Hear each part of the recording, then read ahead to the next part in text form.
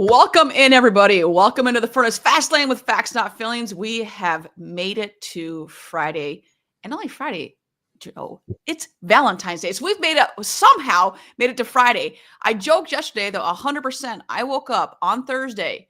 I was like, it's Saturday. Yes. And then I was very confused why my alarm went off. So that's the type of week you can spend here. How you doing, buddy? I'm doing good. How are you? Doing great. We'll get to some of these comments here real quickly. Jeff, sure, yes, you beat the other Jeff. You beat Peter. You beat everybody. You are the first there. Apparently, Peter is saying that he had to give you a chance to finally win there. And Jeff, yes, I did, but I did see you gaining ground on me when I closed across the line. It was a little bit of a photo finish there for the both of you. So I do see you, though. Joe, how's your week going? It's been a crazy week for you as well. It's been busy. I spent some time in Texas, in the middle of Texas in Sulphur Springs, and visited with a dealer. And of course, I expect it to be 70 degrees in Texas, and it's 30. So close. It felt like Chicago. It was a little too cold for me. Oh, I would have taken that 30-degree weather. I was talking to Dodd yesterday, and he just goes, by far the best thing I saw all day yesterday was you walking on Lakeshore Drive and dying of the cold. I was like, thanks. I'm glad you could enjoy my pain and laugh at my pain. So you're welcome. I thought for sure you're going to fall down. I really did. I thought yesterday was the day. I was like, this is the day. And it was, between not being, and I had to laugh because as I'm walking, and it's like just treacherous snow, right? Well, not treacherous. It wasn't that bad. There was snow though. There's like a runner that's coming behind me that I can see like out, whatever. And I'm like, how are you running in this? Like, let alone like, it's not warm. It's horrible weather, and you've got like this much room, if that, to get through. And she just kept going. I was like, good for you. Larry, good to see you, buddy. Hope you're doing well. It's been a minute. I need to catch up with you. It's go. Congratulations on your Philly win, by the way. It was definitely cold yesterday. And then we were just talking offline that next week is like, we don't reach zero here. It's going to be a little dicey here. So definitely don't have any dealer meetings in Chicago for the next, couple months. That'd be my suggestion there. Yeah. July, June, you're good to go. Yeah, it was a choice. It was.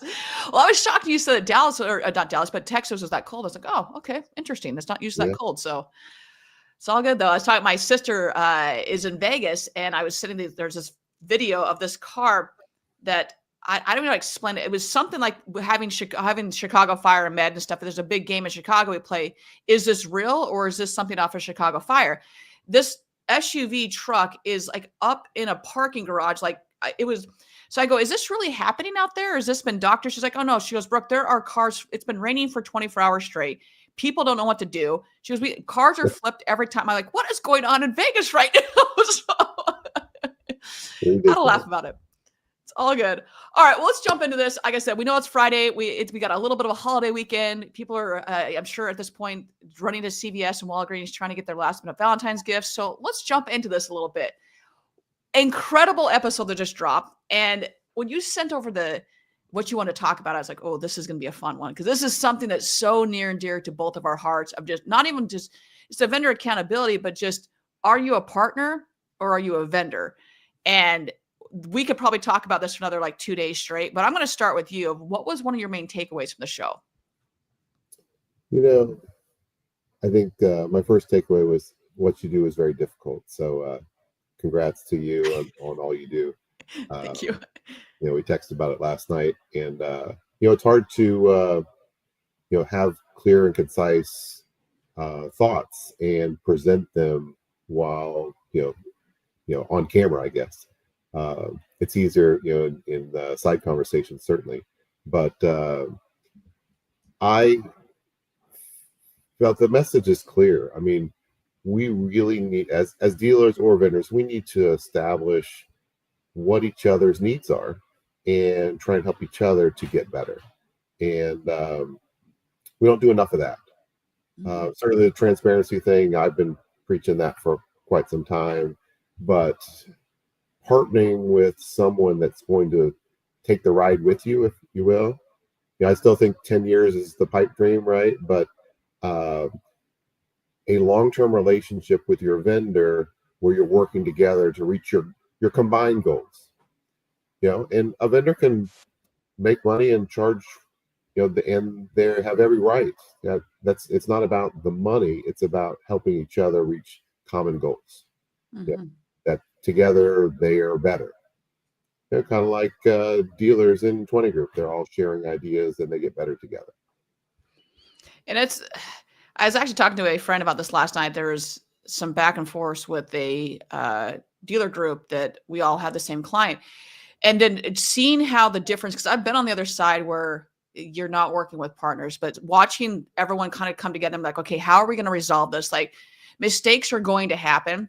We are all human. They are 100% going to happen. So what do you do when that does happen? And watching just the players that were involved to be like, okay, we screwed up here. We screwed up here. Here's how we're going to fix this. And it was just really neat to see that. Because I was like, that is what it's all about, because we're all here at the end of the day to serve the client, the name on the building. That is our goal. And that should be our goal, at least, to do that. Joshua, good to see you, buddy. Hope you're doing well.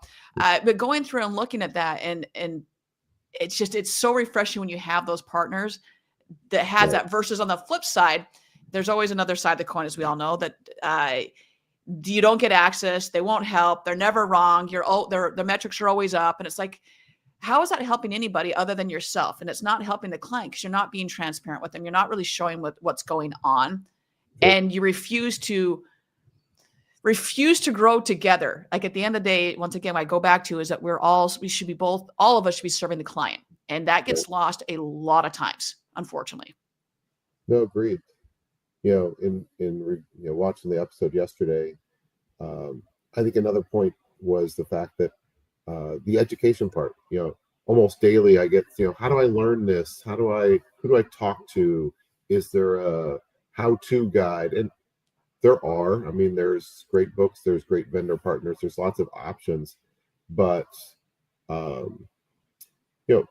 whether it's the NADA training, I was talking to the office yesterday and saying, hey, when's our next boot camp? This is a multi-day online training for, the basics of digital marketing. And, February sold out early. We've got new dates in March. And this is an opportunity for dealers to,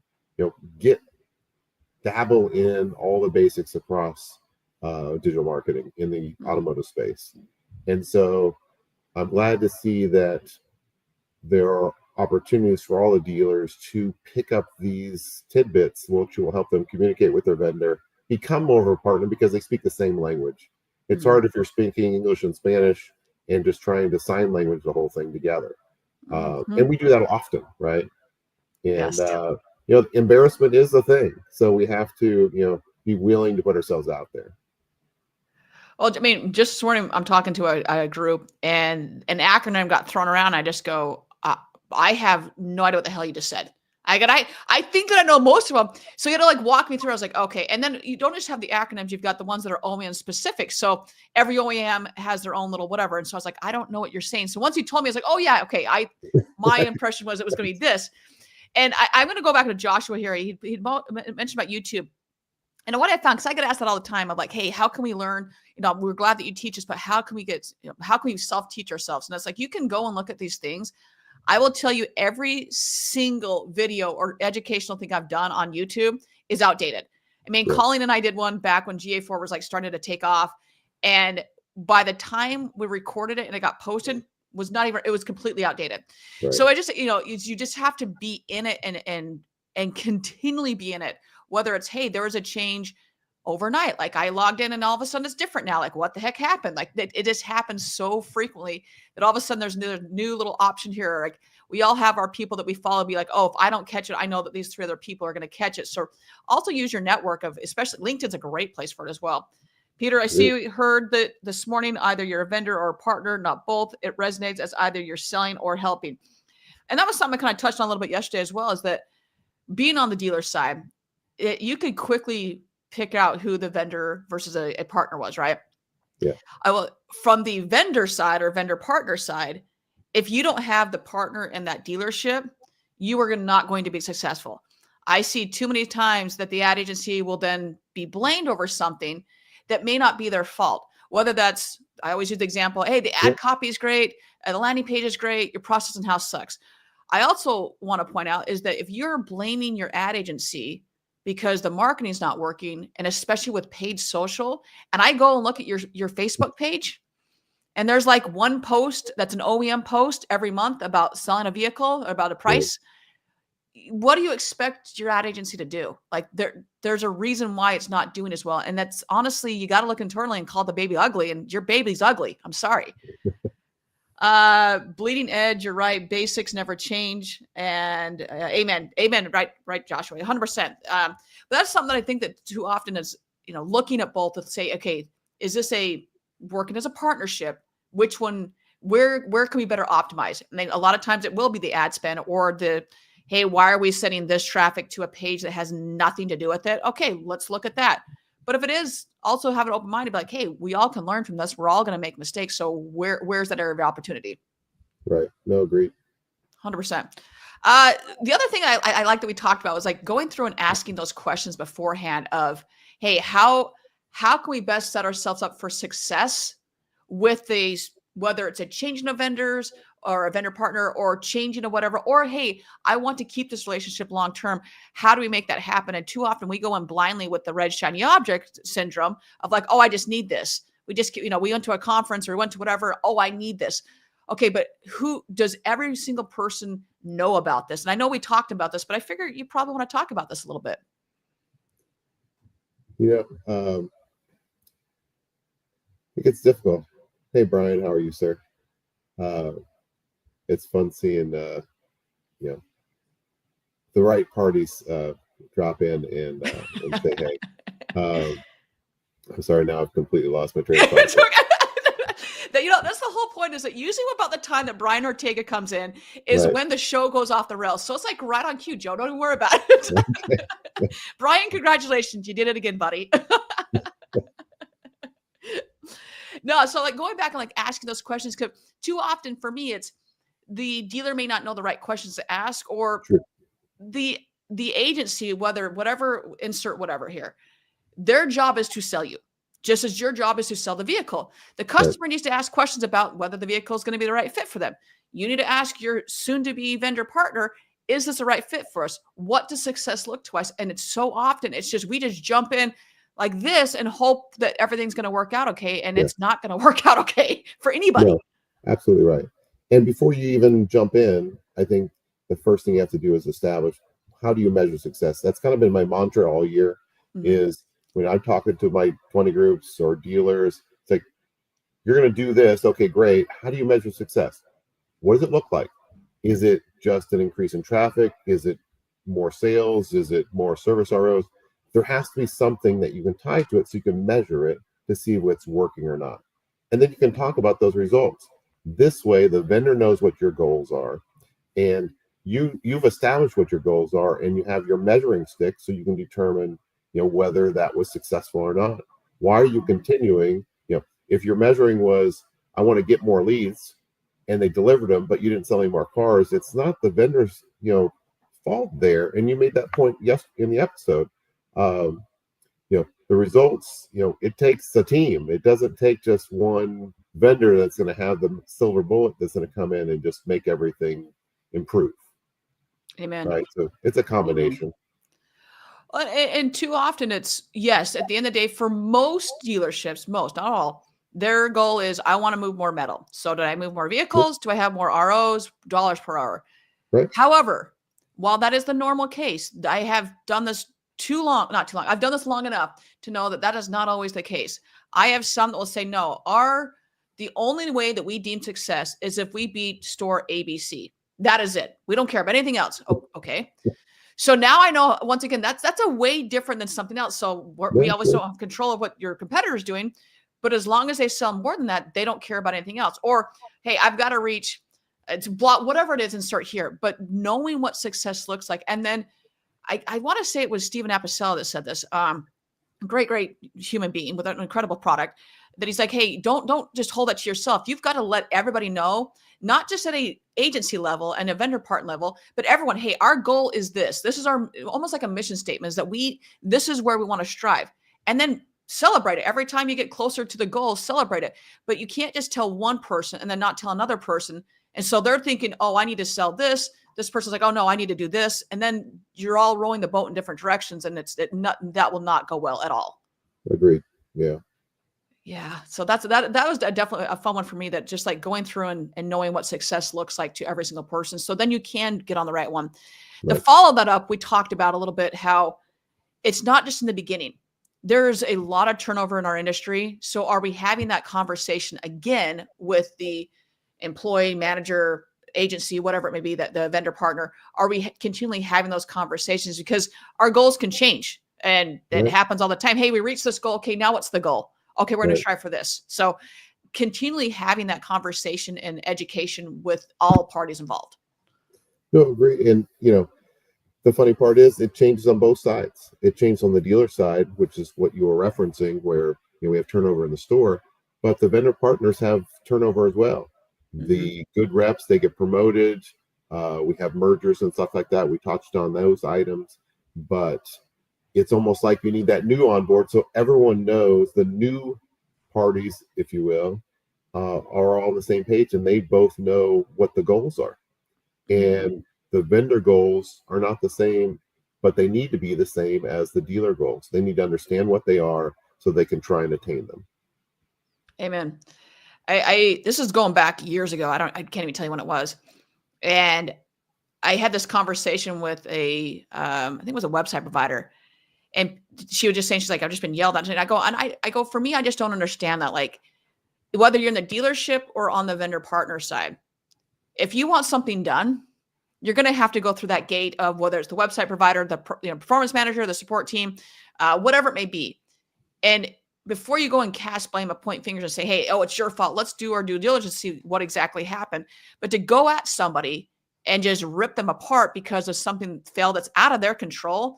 Because at the end of the day, I won't say the nicer, but the better relationship that you have with that vendor partner, the more likely things are going to get done for you. The more likely they're going to want to help out. And the same thing with the dealer. I mean, I can remember calling on people back in the day, and I just dreaded calling the store because I just knew they were never happy. They'd always yell at me, whatever. And if you just have Right. that symbiotic relationship where I know that, hey, I'm going to screw up, you're going to screw up, things are going to happen, but we can work this together. And you can help me with this. I can help you with this.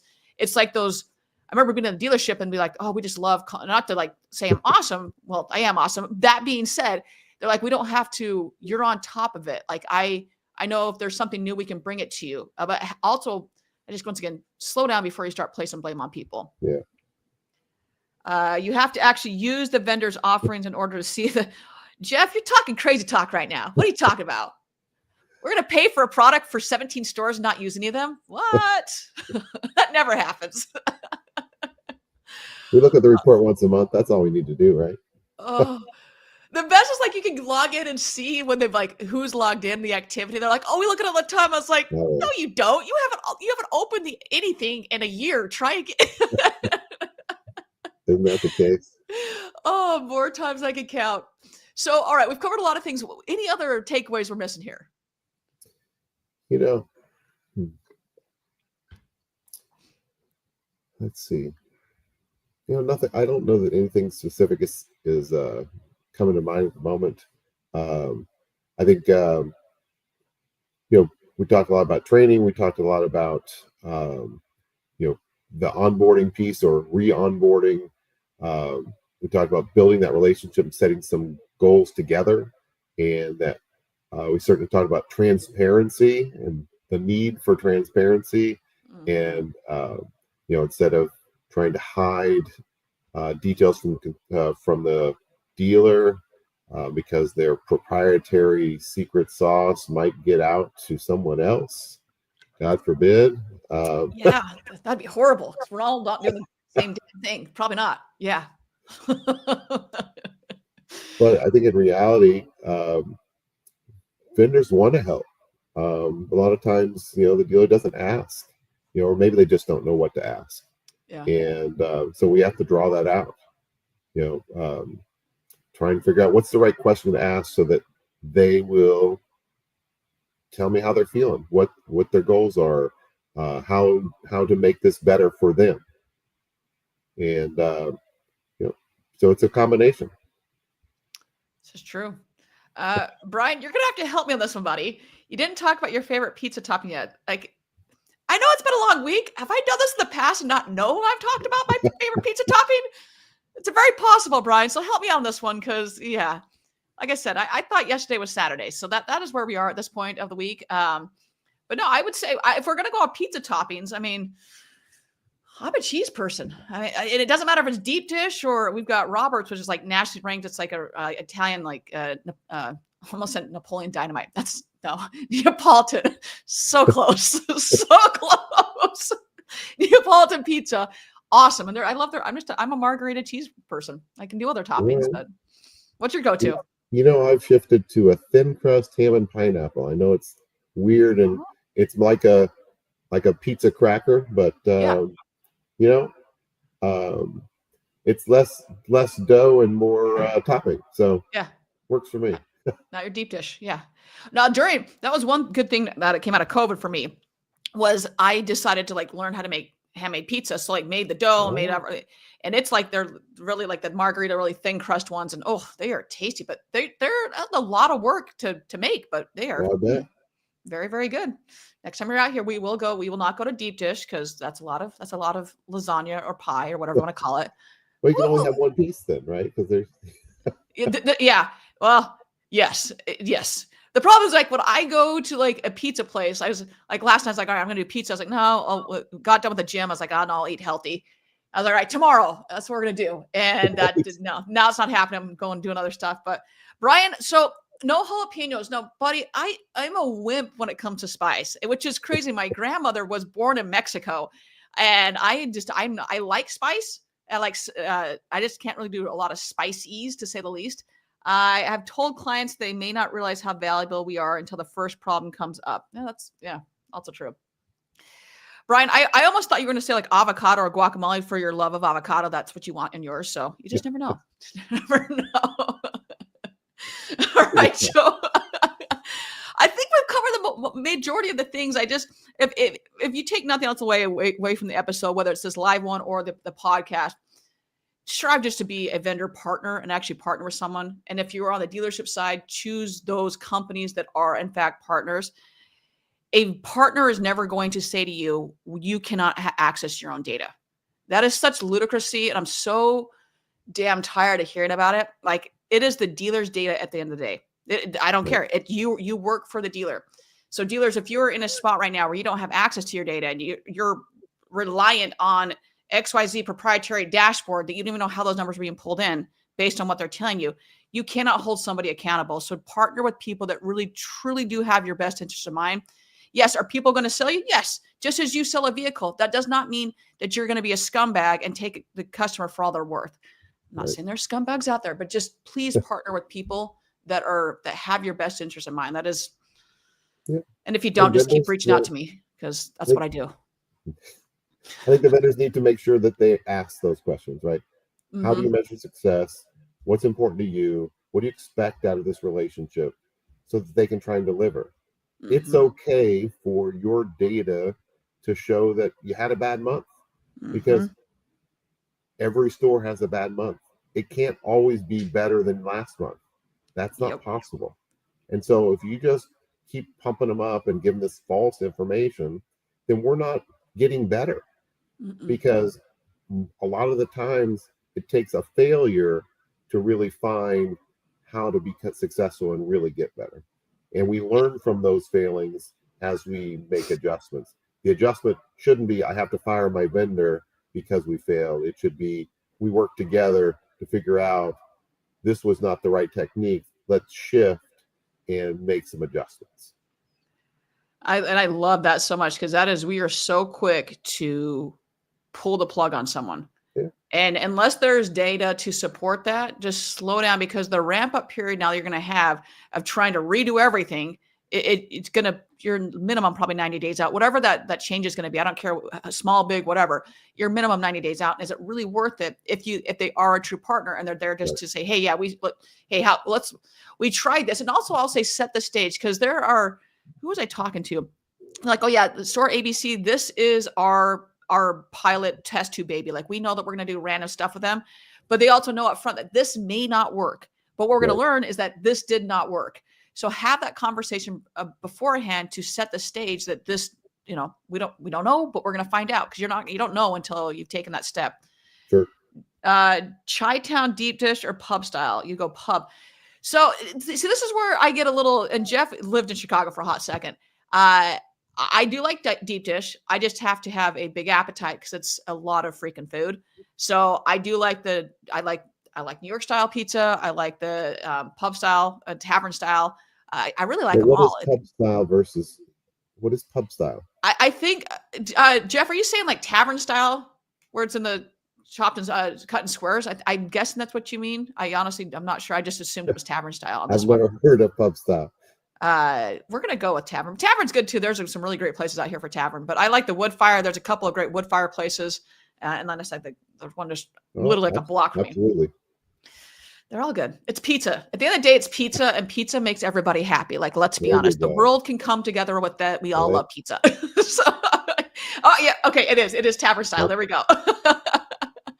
All right, everyone, we're going to get out of here. Joe, thank you so much for everything that you do and for this to continue education for the dealers and the champions of the dealers. If you don't know Joe or you aren't a part of an NADA group, I'm going to vouch for him right now and for NADA to say, man, I have been a part of those meetings, and not even just a part of the meetings, a part of other conversations where I just learned so much from you and the other moderators out there. So take a look at NADA if you haven't already. They're awesome. Obviously, you guys know how I feel about you, but just thank you so much for everything you're doing. With that, everyone, we all know the drill at this point. Find a way to serve today. I don't care if it's opening a car door. I don't care if it's a kind smile. Just do something to brighten someone's day and bring a little bit more joy into their life. With that, everyone, we will see everybody next